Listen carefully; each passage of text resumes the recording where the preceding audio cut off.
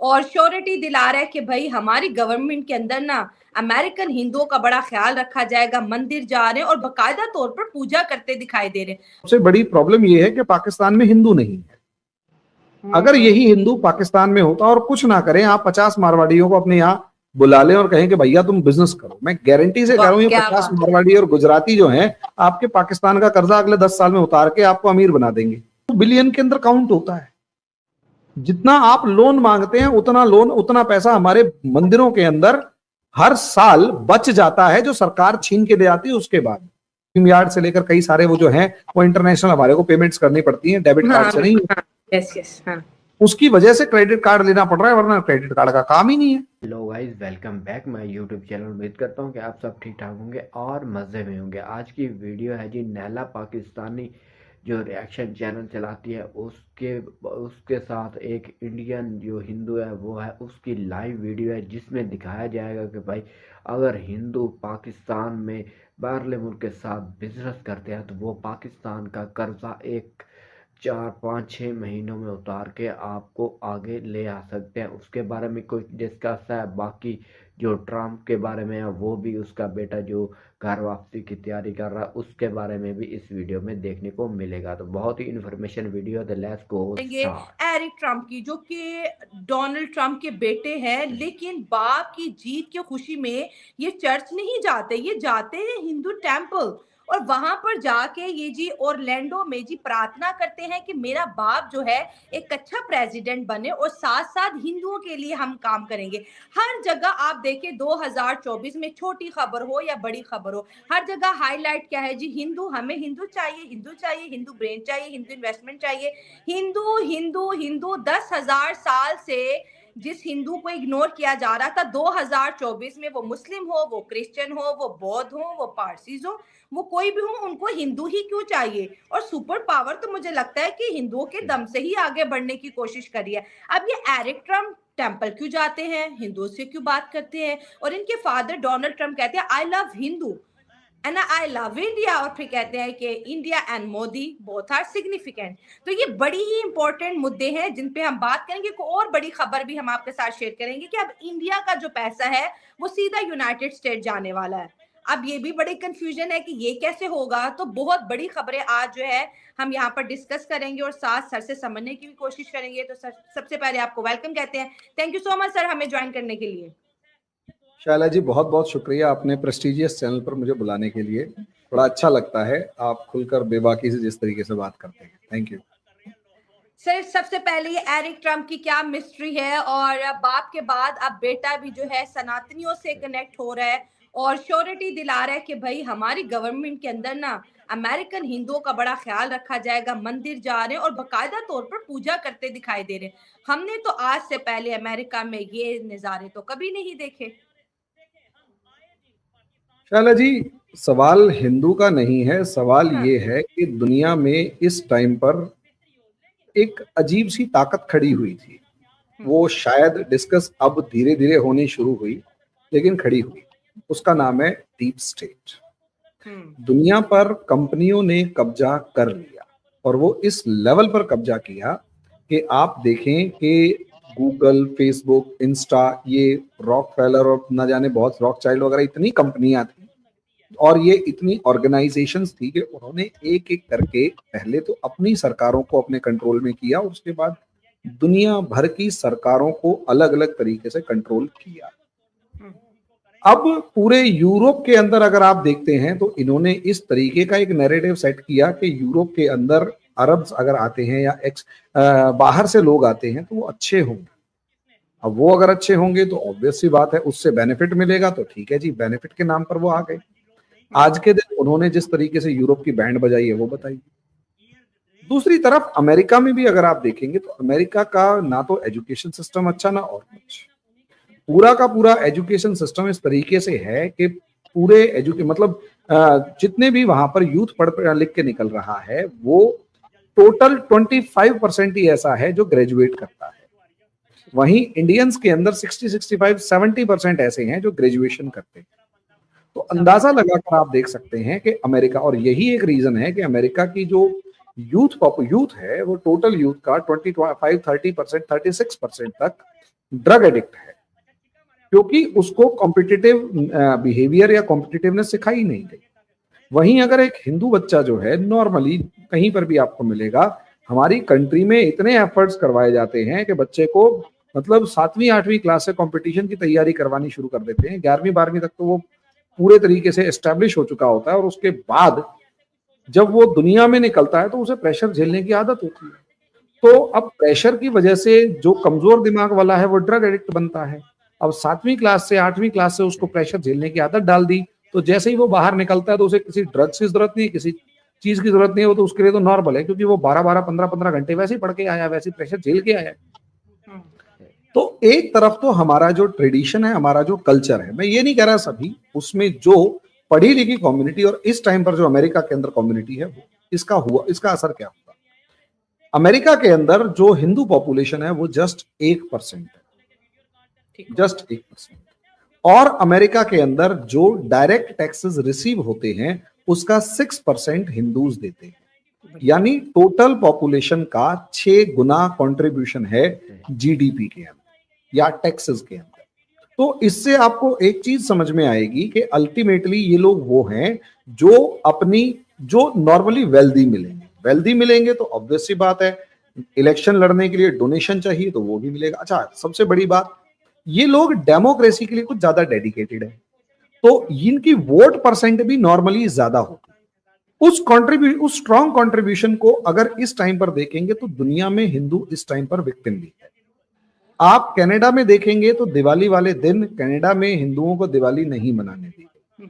अगर आप बांग्लादेश में देखेंगे तो बांग्लादेश में दिवाली वाले दिन हिंदुओं को आर्मी ने घरों में घुस के मारा। तो इस चीज का पूरी दुनिया पर एक असर है कि अल्टीमेटली भाई ये लोग मेहनती भी हैं, पैसे वाले भी हैं। बांग्लादेश में भी जो हिंदू है उनका भी कंट्रीब्यूशन कंपैरेटिवली आम पॉपुलेशन के बहुत ज्यादा है। ठीक है, अगर आप देखेंगे पाकिस्तान की सबसे बड़ी प्रॉब्लम ये है कि पाकिस्तान में हिंदू नहीं है। अगर यही हिंदू पाकिस्तान में होता और कुछ ना करें, आप 50 मारवाड़ियों को अपने यहाँ बुला लें और कहें कि भैया तुम बिजनेस करो, मैं गारंटी से कह रहा हूँ ये 50 मारवाड़ी और गुजराती जो हैं आपके पाकिस्तान का कर्जा अगले 10 साल में उतार के आपको अमीर बना देंगे। लेकिन वही है ना कि क्योंकि हम हिंदू हैं और आपकी रिलीजन के अंदर इनको काफिर और वाजिबुल कत्ल और न जाने क्या क्या बताया गया है, और ठीक है, फिर ऑब्वियस सी बात है अब जो तालियां बज रही हैं वो इसलिए क्योंकि अल्टीमेटली हमने पूरी दुनिया में पिछले 2000 साल में या कम से कम पिछले 1500 साल में किया क्या है वो दुनिया को समझ में आ रहा है। हमारी जिस आइडियोलॉजी को चाहे इस्लाम में, चाहे क्रिश्चियनिटी में गलत बताया, चाहे मॉडर्न डे आइडियोलॉजी में गलत बताया, वो आज के दिन सही प्रूव हो रही है। आप इससे अंदाजा लगाकर देखिए, मतलब नॉर्मली ये कहा गया कि हिंदू डरपोक होता है, आपके यहाँ भी कहते हैं एक मुसलमान जो है वो 10 हिंदुओं के बराबर है, हिंदू डरपोक होता है।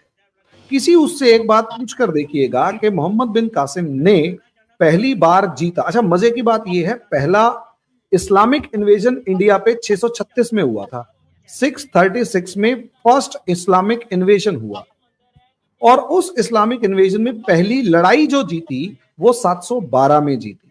सोचकर देखिए, 64 + 12 यानी कि 76 ईयर्स के बाद अरब्स ने इंडिया में पहली लड़ाई जीती। हिंदू डरपोक हो गया। उसके बाद 712 में पहली लड़ाई जीतने के बाद जो सिंध में जीती थी, दिल्ली पर कब्जा होता है 1192 में। तो अभी हम डिस्कस यही कर रहे थे कि 1192 453 साल 453 ईयर्स लगे हैं सिंध से दिल्ली तक पहुंचने में, दिल्ली पर कब्जा करने में, जबकि सिंध से अरब्स को मार के भगाया था। उसके बाद हमारे बिज्जल देव वगैरह जो हैं उन्होंने मार के जिस तरीके से भगाया 736 में, उसके बाद अरब्स की हिम्मत नहीं हुई इंडिया की तरफ दोबारा देखने की।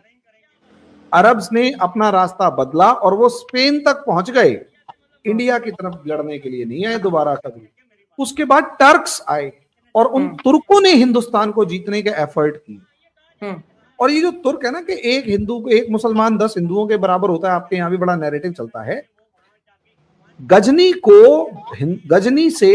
का पहला इन्वेजन हुआ था 1001 में, और गजनी को भारत जीतने में गजनी के बाद 200 साल लगे थे उस दिल्ली तक पहुंचने में। यानी सोचिए कितनी भयंकर लड़ाइयां लड़ी गई होंगी कि गजनी से दिल्ली तक पहुंचने में 200 साल लग गए। वो लुटेरे की तरह आया, मारकाट मचाई, लूट के भाग गया। जब तक आदमी तैयारी करता है, कुछ भी करता है, तब तक एक चोर की तरह आया। दिल्ली पर कब्जा होता है 1192 में। और मजे की बात सुनिए, दिल्ली से सूरत पहुंचने में कितने साल लगे? दिल्ली से सूरत पहुंचने में इनको अगले 120 साल लगे हैं। बड़ा। और सूरत से मद्रास पहुंचने में इनको अगले 400 साल लगे हैं। अब आप अंदाजा लगाकर देखिए, अगर हिंदू इतना ही कमजोर होता तो 712 से लेकर 1681 तक जो लड़ाइयां लड़ी गई, जीत फिर भी नहीं पाए। ये समझने वाली बात है, जीत फिर भी नहीं पाए। औरंगजेब तड़पता हुआ मर गया कि मैं हिंदुस्तान को जीत लूं, नहीं जीत पाया। मराठों ने उसको तिल तिल करके मरने को मजबूर कर दिया। 900 साल, 950 साल, 950 साल इस्लामिक फोर्सेस ने, मुस्लिम्स ने इंडिया पर कब्जा करने की सोची है, हिंदुओं को हराकर इन्हें कन्वर्ट करने की सोची है। 900 साल तक औरंगजेब सबसे बड़ा रूलर है, तब भी ये लोग नहीं हारे। लड़ाई यहीं खत्म नहीं हुई, उसके बाद ब्रिटिश आते हैं। इन ब्रिटिशों ने हिंदुस्तान को जीतने के लिए किसी मुसलमान राजा को नहीं हराया। टीपू सुल्तान को छोड़ दे तो बाकी जितने मुस्लिम राजा थे वो तो अंग्रेजों के पिट्ठू थे, अंग्रेजों के पिट्ठू थे। और उसके बाद जब ये हारते हैं तो उसके बाद भी ये हारे नहीं। 100 साल लग गए हिंदू राजाओं को हराते हुए, जबकि वो मेन पावर में नहीं थे। अंग्रेजों को हराने में 100 साल लग गए। 1757 में प्लासी लड़ते हैं, जीतते हैं, और 1857 के अंदर जाकर वो पूरे तरीके से कब्जा करते हैं। और उसके बाद भी हार नहीं मानी। उसके बाद जब हमारा पढ़ा लिखा लोग, पढ़े लिखे लोग खड़े हुए, तो अंग्रेजों ने इन ब्राह्मणों के अगेंस्ट कॉन्स्पिरेसी करनी शुरू की। हिंदू धर्म के अगेंस्ट जो कॉन्स्पिरेसी थी वो करनी शुरू कर, तब भी नहीं आ रहे। आज और हमारा रियल कांग्रेस के साथ पता है क्या है? शाला जी, कांग्रेस को सेक्युलर कहते हो। हमारे यहाँ कांग्रेस के सेक्युलर का मतलब पता है क्या था? हमारे यहाँ कांग्रेस के सेक्युलरिज्म का मतलब ये था, हिंदू नहीं बोलेगा, अगर हिंदू बोलेगा तो उसे जेल में डाल देंगे। अच्छा। बोलेगा तो सिर्फ मुस्लिम बोलेगा, और वो जो बोलेगा वो सही है।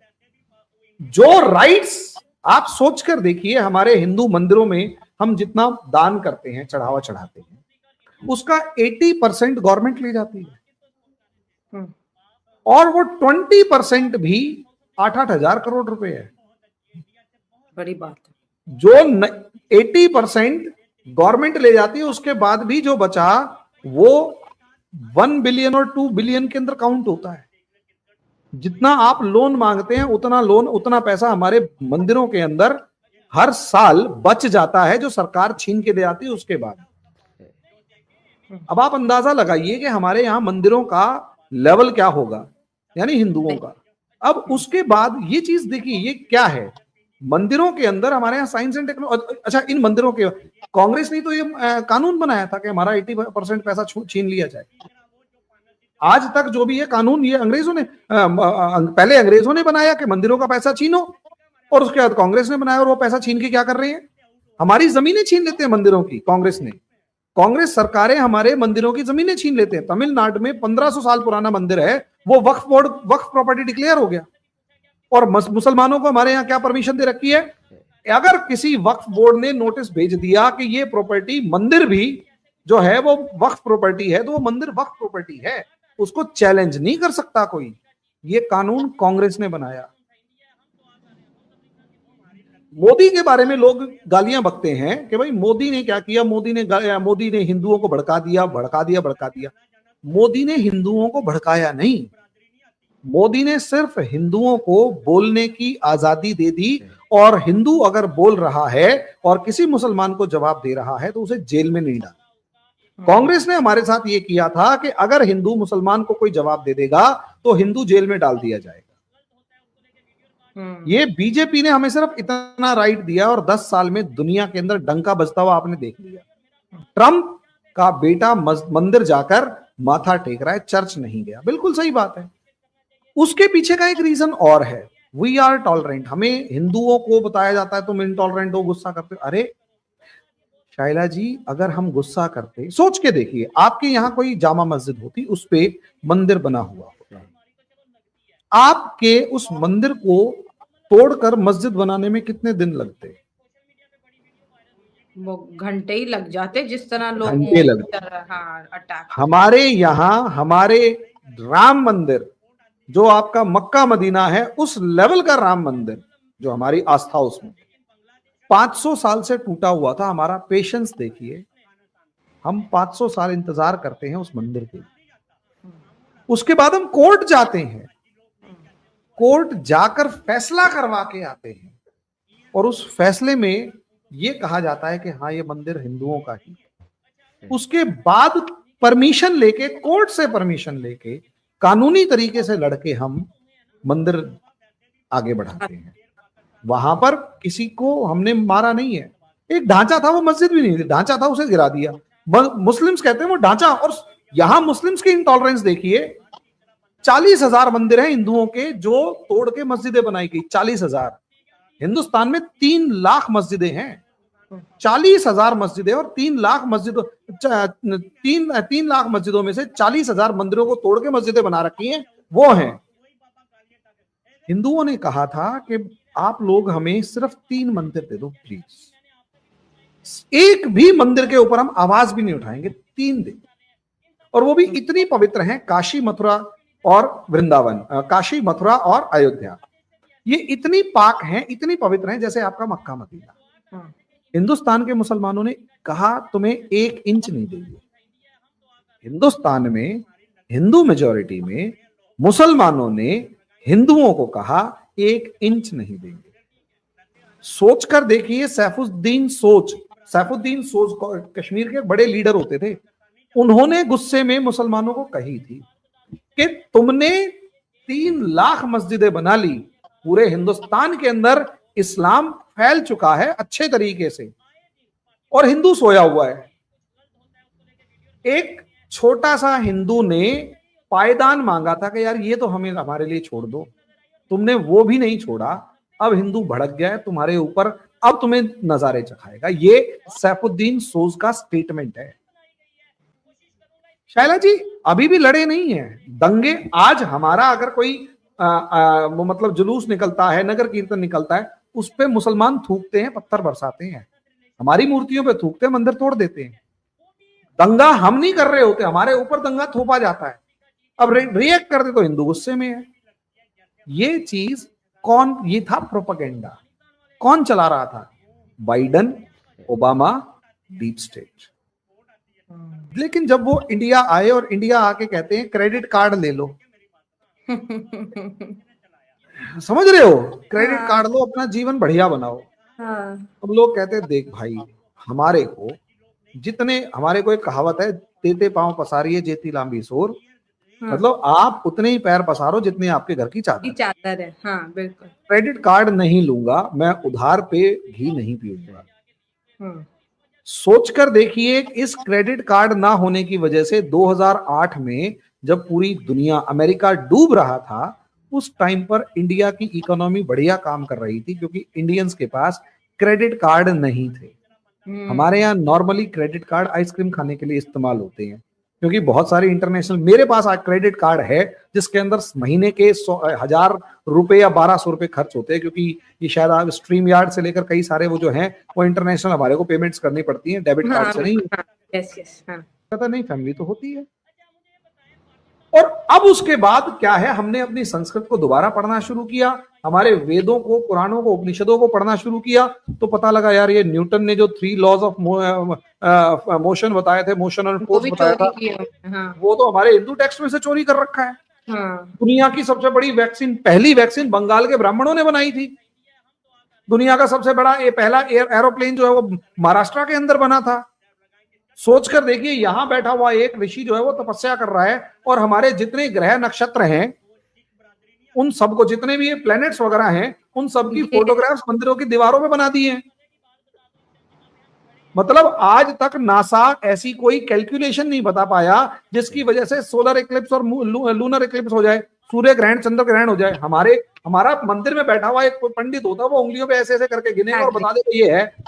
इस चीज से डरते हैं ये लोग, इस चीज से ये लोग डरते हैं कि ये पंडित जो मंदिर में बैठा हुआ है 2 रुपए ले रहा है, और वो तुमसे ये भी नहीं कह रहा दे जा, जो तुम्हारी श्रद्धा है, जो तुम्हारी मर्जी है दे जाओ, नहीं है कोई बात नहीं। बिलियंस ऑफ ईयर्स की calculation, billions of years, billions of years की कैलकुलेशन। अच्छा एक बात बताओ, ये लोग माइक्रोस्कोप लेके और पता नहीं कौन कौन सी कैलकुलेशन करके बैठे हैं कि जी सन जो है अर्थ से 15 लाख किलोमीटर मतलब दूर है, समथिंग कुछ इस तरीके से कैलकुलेशन। यहाँ हमारे तुलसीदास जी थड़ी के ऊपर बैठ के रामायण लिख रहे थे, जुग सहस्र जोजन पर भानु लिल्यो ताहि मधुर फल जानू। मतलब तुम इतने दूर हो, उसकी डिस्टेंस बता दिया। सन की कैलकुलेशन एक पंडित जी बैठ के मंदिर के थड़ी के ऊपर बैठ के कैलकुलेशन कर रहे हैं और रामायण के अंदर लिख के, और हम हर रोज पढ़ रहे हैं, हमें पता है ये नॉर्मल है। इस चीज से ये दुनिया डरती है, इस चीज से बाइडन, ओबामा, गूगल, फेसबुक ये डरते हैं। इसीलिए इंडिया अगर तरक्की कर गया तो ये जो पढ़ा लिखा हिंदू बच्चा है उसको अगर हिंदुस्तान में ही नौकरी मिल गई तो वो अमेरिका क्यों जाएगा, वो अमेरिका को यहां ले आएगा। इसलिए हिंदुस्तान कमजोर चाहिए, हिंदुस्तान में प्रॉब्लम्स चाहिए, हिंदुस्तान में कंपनियों को भागता हुआ देखना चाहिए, ताकि यहां का पढ़ा लिखा बच्चा, जो हिंदू फैमिलीज में जो ट्रेडिशंस हैं उनके अंदर से वो जो निकल के आया हुआ बच्चा, वो अमेरिका के अंदर जाके कमाए। तभी गूगल, आप लोग कई बार डिस्कस करते हैं ना पाकिस्तानियों की, एक आधी कभी सुन लेता हूँ, एक आधी शॉर्ट आ जाती, कोई मुझे भेज देता है कि जी सारे गूगल से लेकर फेसबुक से लेकर सारे इंडियन टॉप 25 कंपनीज के सीईओ इंडियंस हैं। क्यों ना हो इंडियन टॉप 25 के सीईओ, क्योंकि हमारा जो ब्रेन है ये तो उन्होंने चोरी कर रखा है, और हमारा जो लड़का है वो मजबूरी में वहां गया हुआ है। और हम अगर मंदिर के सामने पूजा करते हैं तो इनको कहते हैं तो पाखंडी हैं, पागल हैं। और उसी पाखंड से हमारा इसरो कहता है कि जब जब हमारे को रॉकेट साइंस में या किसी भी चीज के अंदर कैलकुलेशन समझ में नहीं आती तो हम वेद पुराण पढ़ना शुरू कर देते हैं। आज तक आपकी इसको क्या नाम है, ये क्या नाम है, वो कौन सी एलोपैथी को सर्वाइकल का इलाज नहीं मिला। हमारे यहाँ एक साधु बैठा हुआ होगा, वो पता नहीं क्या मंत्र वंत्र पढ़ रहा होगा कि बाबा जी ये सर्वाइकल सा हो रखा है, कि इधर आओ तुम्हारे गले में एक छोटी सी घंटी बांधेगा, सर्वाइकल ठीक, जाओ। इसको मतलब सोचकर देखिए, बैक पेन, वो सलमान खान की बीमारी हो रखी है, वो उसके वो नंबर 3 और नंबर 4 रीजन की डिस्क, स्लिप डिस्क हो रखी है, ठीक है। वो एक बाबा के पास, पहलवान के पास जाएगा, भाई साहब ये स्लिप डिस्क हो रखी है, वो जाके 2 हड्डियां खड़काएगा, हो गया काम। ये हमारी ट्रेडिशनल नॉलेज है। ये ट्रेडिशनल नॉलेज यूरोप डरता है इससे कि यार बिना दवाई खाए, या मतलब वो हल्दी खा के अगर किसी का कैंसर ठीक हो रहा है तो यार ये तो गलत आदमी है, हमने तो करोड़ों रुपए की दवाइयां बेचनी है। हाँ, और ये बात सच है। अब दुनिया, एक वक्त था कि इंडिया ऑर्गेनिक्स चीजें के इलाज से दुनिया को अपनी तरफ अट्रैक्ट करता था, तो लोग मजाक उड़ाते थे। आज 2024 में साइंस फेल हो गया, अब ऑर्गेनिक की तरफ दुनिया वापस आ रही है। अब इसलिए, क्योंकि मैं कह तो रहा हूँ, मोदी ने कुछ नहीं किया, हमें बोलने का मौका दे दिया, और हम खुल के बोलते हैं कि तुम्हारी जो कोलगेट पेस्ट वगैरह है उससे अच्छा मेरी नीम की दातुन है, मेरे घर के पास पड़ा हुआ है। अच्छा बच्चे के दांत में दर्द हो रहा है, लौंग का तेल, लौंग पीसी और दांत के अंदर लगा दी, दांत का दर्द ठीक। वो हार्ट अटैक आया हुआ बंदे को, और पता लगा जी वो अदरक कूटी और उसके मुंह में कहा इसको चबा जोर से, वो ब्लॉकेज सारी खुल गई। अब ये कह रहे हैं भाई अदरक से ब्लॉकेज खुल जाती है, तो हमारी करोड़ों रुपए की, जो लाखों रुपए की जो बाईपास सर्जरी है उसका क्या? ठीक है ना, दुनिया अगर डर रही है तो डर उनका फिर कहीं ना तो कहीं ठीक है। अल्टीमेटली इसी चीज से तो डर रहे हैं। और इसलिए अब उनके पहले क्या होता था, पहले हिंदू बोलता था कि जी दांत के दर्द में लौंग लगा दो, तो वो घबरा जाता था, चल पागल है, अंदर लौंग है। अब वो लौंग पेस्ट के अंदर डाल के दे रहे हैं कि ले भाई पेस्ट में लौंग का तेल डाल ले। इस चीज को प्रूव किया है, इस चीज को प्रूव किया है, इसीलिए बांग्लादेश और उसके बच्चे कैश कर रहे हैं इस चीज को। अब उन्हें समझ में आ गया ना कि भाई अब इनको रोकना मुश्किल है, क्योंकि इनको इंडिया में रोक रखा था और इस कांग्रेस ने रोक रखा था, ये बोलने नहीं देते थे। अब ये हिंदू बोल रहा है, आर्ग्यू कर रहा है, और जब ये आर्ग्यूमेंट, अच्छा एक बात और बताइए, हमारे यहाँ रिजर्वेशन पता नहीं क्या क्या, आपको पता है अभी हम डिस्कशन कर रहे थे कि यार ये जितने इंजीनियर हैं वो हिंदुस्तान के घरों में पैदा हो जाते हैं। अगर उसी इंजीनियर को जो हमारे घर में पैदा हुआ है, भाई एक बात बताओ, हमारे यहाँ सिंपल एक फिलोसफी जिसे जाति व्यवस्था और ये सब चीजें कहते हैं, एक बात सिंपल सी, मैं तो बहुत सारे बच्चों को कह देता हूं बहुत सारे बच्चे, मैंने कम से कम 150 बच्चे ऐसे हैं जिनको उनके माँ बाप वाले काम में लगाए और आज के दिन वो कामयाब बिजनेसमैन है। मैंने उनसे पूछा कि भाई तू क्या करने आया? कि साहब मैं सरकारी नौकरी करूंगा।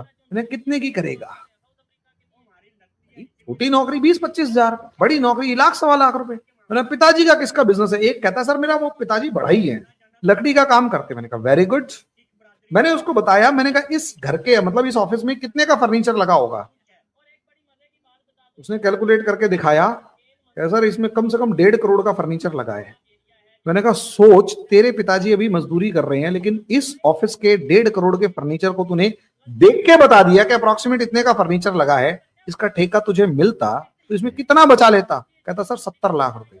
मैंने कहा 70 लाख रुपए में से 50 भी अगर बचाता एक IAS officer 50 so guys, video पर देखा, वीडियो बहुत ही इंफॉर्मेशन वीडियो थी, बातें भी सारी सही कही गई थी। बाकी नैला पाकिस्तानी ने भी और जो वो इंडिया का भाई है ना, उसने भी बहुत ही अच्छे सवालात किए, एक दूसरे के साथ डिस्कस हुई। 26 मिनट की ये वीडियो थी जिसमें हमें सब कुछ देखने को मिला। बाकी आप लोगों की क्या राय आप कमेंट में बता सकते हैं। मिलते हैं नेक्स्ट वीडियो के अंदर, तब के लिए बाय बाय गाइस।